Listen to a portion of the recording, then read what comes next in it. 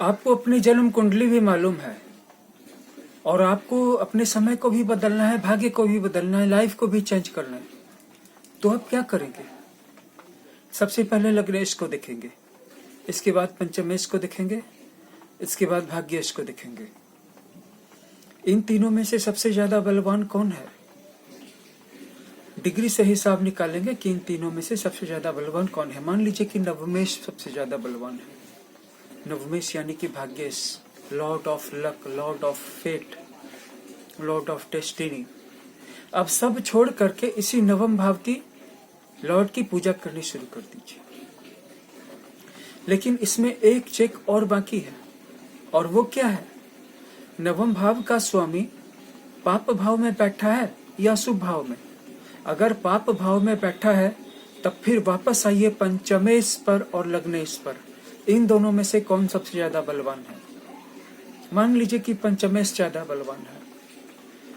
अगर पंचमेश ज्यादा बलवान है लेकिन पंचमेश भी अशुभ भावों में बैठा हुआ है, न कि शुभ भाव में बैठा हुआ है, तब फिर आ जाइए लग्नेश पर। अब देखिए कि लग्नेश किस भाव में बैठा हुआ है। लग्नेश आम तौर पर शुभ फल ही करता है, परेशानियों में फंस जाता है अगर अशुभ भावों में बैठा हो, छठे भाव में, आठवें भाव में, 12वें भाव में बैठा हो, या पाप ग्रह के साथ बैठा हो, या पापेश के साथ बैठा हो। परेशानी में फंस जाता है लेकिन भला करने की कोशिश करता है। परिस्थितियों के कारण उसकी भला करने की क्षमता में कमी आ जाती है। तो ये एक जनरल स्केल था। मान लीजिए कि आपका नवमेश अच्छे भाव में बैठा हुआ था, तब अब आपको किसी भी चीज को सोचने की जरूरत नहीं है। आप नवम भाव के स्वामी की उपासना शुरू कर दीजिए। मान लीजिए कि उसका स्वामी बृहस्पति है और वो किसी पाप भाव में भी नहीं बैठा हुआ है, शुभ भाव में बैठा हुआ है, लग्न में बैठा है, केंद्र में बैठा है और त्रिकोण में बैठा है। अब आपको कुछ भी नहीं करना पड़ेगा, ये थंब रूल है। अगर नवमेश ऐसा नहीं है, अगर पंचमेश ऐसा है, तब फिर आपको पंचमेश की उपासना शुरू करनी होगी। पंचमेश भी भाग्य को उठाएगा लेकिन नवमेश की तुलना में धीरे धीरे उठाएगा।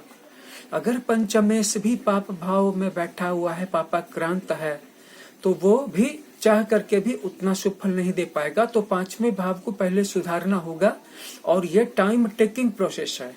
अब आ जाइए लग्नेश पर। लग्नेश किसी भी भाव में बैठा हो, 1 से लेकर के 12 में, वो शुभ फल ही देगा, अशुभ फल नहीं देगा, केवल शुभ फल देगा। लेकिन अगर वो किसी पाप भाव में बैठ गया है और पंचमेश भी पाप भाव में है, नवमेश भी पाप भाव में है, तो जन्म से लेकर के अब तक आपको सिर्फ और सिर्फ प्रतिकूल परिस्थितियों का सामना करना पड़ रहा है। अगर इनमें से कोई 2 ग्रह पाप भावों में बैठे हुए हैं, तब भी आपको ज्यादा से ज्यादा एडवर्सिटी का और स्ट्रगल का और विरोध का सामना करना पड़ रहा है। आपके एडवर्सरीज हैं, आपके विरोधी हैं, आपके अपोनेंट्स, आपके एनिमीज हैं, आपका भाग्य खराब है। अगर इनमें से कोई एक ग्रह खराब भाव में बैठा है, बाकी 2 के स्वामी अच्छे भावों में बैठे हैं, तब तो आपका भाग्य काफी अच्छा है। मान लीजिए कि पहले और 5वें भाव का स्वामी अच्छी स्थिति में है, नवम भाव का स्वामी अच्छी स्थिति में नहीं है, तो आपका भाव रिलेटिवली अच्छा होगा। लेकिन पहला और 5वां जितना अच्छा कर पाएंगे, नवमेश खराब होकर के उससे ज्यादा बिगड़ जाएगा, यानी कि उससे ज्यादा बिगाड़ देगा। तो इस सिचुएशन में नफा और नुकसान दोनों बराबर हो जाएगा। तो अब सवाल उठता है कि ज्योतिष का जिज्ञासु करे तो करे क्या, अपने भाग्य को सुधारने के लिए क्या करे। अब इस सिचुएशन में जो ये देखें कि आपकी कुंडली में अगर नवमेश अकेला अच्छी स्थिति में है लेकिन पंचमेश और लग्नेश अच्छी स्थिति में नहीं है, तो जितना लग्नेश और पंचमेश आपकी स्थिति को बिगाड़ रहे थे, उतना नवमेश बना देगा। लेकिन नफा और नुकसान बराबर हो जाएंगे, क्योंकि उधर तो 2 ग्रह बिगड़ गए ना, और इधर 1 ग्रह अच्छा है आपका नवमेश, तो नफा और नुकसान बराबर हो जाएगा। लेकिन जीवन के तराजू पे आपका पलड़ा जो है अच्छी स्थिति में दिखाई पड़ेगा, झुका हुआ दिखाई पड़ेगा, और आपका जो झंडा है वो ज्यादा ऊपर दिखाई पड़ेगा। यानी कि दुनिया की नजर में ये दिखाई पड़ेगा कि थोड़ा सा नुकसान हुआ, फिर थोड़ा सा ज्यादा लाभ हो गया, कुल मिलाकर के ये अच्छी स्थिति में है। लेकिन कॉम्बिनेशन सिर्फ इतने तो है नहीं, कॉम्बिनेशन इससे ज्यादा भी हैं।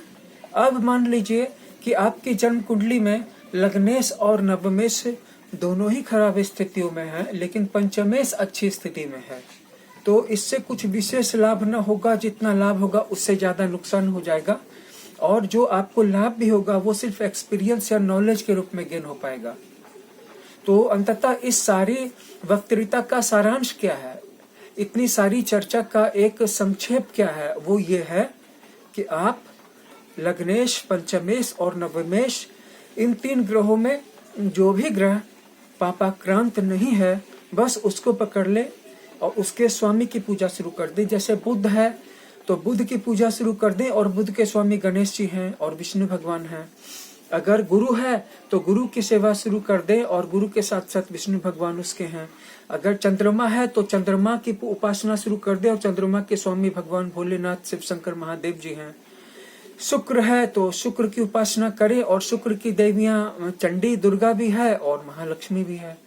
इसी तरह से आपको चलना है। अब जब तक कि हम आपकी जन्म कुंडली को सामने न देख लें, या मेरे बताए हुए तरीके से आप अपनी कुंडली का परीक्षण न कर लें, तब तक आप ये पूरी तरह से जान नहीं पाएंगे कि इन तीनों में से एक्चुअल में कौन सा ग्रह इस लायक है जिसको पकड़ के चला जाए। अब मान लीजिए कि तीनों के तीनों ग्रह खराब हैं, लग्नेश भी खराब स्थिति में है, पंचमेश भी खराब स्थिति में, और नवमेश भी खराब स्थिति में, तो फिर कुंडली में बचा क्या। तो अब इस स्थिति में आपके सामने 2 और विकल्प रह जाते हैं, लेकिन ये जैसे जैसे मैं बता रहा हूँ ये दूर की कौड़ी है। काम करेगा जरूर, काम तो हर चीज करती है, हर उपाय काम करता है, दूर की कौड़ी लेकिन हो जाएगा, क्योंकि ये तीनों आपके सबसे नजदीक के थे। अब आ जाइए केंद्र स्थान के स्वामी पे। लग्नेश, चतुर्थेश, सप्तमेश और दशमेश, इनमें से सबसे ज्यादा बलवान कौन है, ये आप भी जान रहे हैं कि सबसे ज्यादा बलवान दशमेश है, इसके बाद सप्तमेश है, इसके बाद चतुर्थेश है, इसके बाद लग्नेश है। लग्नेश शारीरिक सुख का कारक है, चतुर्थेश वाहन, भूमि, मकान और माता के सुख का कारक है, सप्तम का स्थान विवाह, ससुराल और सामाजिक जनसंपर्क के सुखों का कारक है, और दशम स्थान तो कर्म का ही स्थान है। यहाँ आपके द्वारा किया हुआ जॉब, बिजनेस, नौकरी, प्रोजेक्ट, प्लानिंग सब इसी में आते हैं। तो दशमेश सबसे ज्यादा पावरफुल हो गया। इनमें से जो जिस स्थान का स्वामी किसी पाप भाव में नहीं बैठा है, अच्छी स्थिति में है, पापाक्रांत नहीं है, उसको पकड़ लीजिए, आपका कल्याण हो जाएगा। अगर इन चारों में से किसी का भी स्वामी अच्छी स्थिति में नहीं है, तो इस सिचुएशन में अब एक और सहायता की आस बचती है। क्या आपकी कुंडली में कोई भी ग्रह 11वें भाव में बैठा हुआ है? अगर 11वें भाव में बैठा हुआ है तो फिर उसी की शरण ले लीजिए। अगर 11वें स्थान में कोई भी ग्रह नहीं बैठा हुआ है, क्योंकि 11वें स्थान में बैठे हुए अमूमन सारे ग्रह आपकी मदद करने की कोशिश करते हैं, अगर कोई भी ग्रह नहीं बैठा हुआ है तो फिर आप देखिए कि कोई ग्रह उच्च का है। उच्च का ग्रह कहीं पर भी हो, अगर आप उसकी शरण में चले जाएं, उसकी उपासना शुरू कर दें, तो कल्याण होना शुरू हो जाता है। अगर ये भी बात नहीं है, कोई भी ग्रह उच्च का नहीं है, तब फिर लग्न स्थान में बैठे हुए ग्रह को देखें। लग्नेश अलग है और लग्न स्थान में बैठे हुए ग्रह अलग है, और लग्न में बैठा हुआ लग्नेश खराब हो ही नहीं सकता है। लेकिन अगर लग्न स्थान में कोई ग्रह बैठा हुआ है तो उसकी शरण में जाना होगा, क्योंकि सबसे ज्यादा इम्पैक्ट इसी का पड़ता है। तो आपको किसी भी ग्रह को एक्टिवेट करना पड़ता है, किसी भी ग्रह को ऑन करना पड़ता है। ऐसे कोई भी ग्रह काम नहीं करता है। प्रतिकूल ग्रह को स्विच ऑफ करना पड़ता है और अनुकूल ग्रह को स्विच ऑन करना पड़ता है, टर्न ऑन करना पड़ता है, उसकी पावर को एक्टिवेट करना पड़ता है। अगर वो कमजोर हो गया तो उसकी पावर को रिस्टोर करना पड़ता है, एनलिवन करना पड़ता है, बूस्ट करना पड़ता है, एम्बोल्डन करना पड़ता है। और अगर ऑलरेडी वो मजबूत है, जैसे लग्न में कोई ग्रह बैठा है ऑलरेडी मजबूत है, तब तो फिर कोई सोचने की बात ही नहीं है, उसी की शरण में चले जाइए, सब ठीक होगा।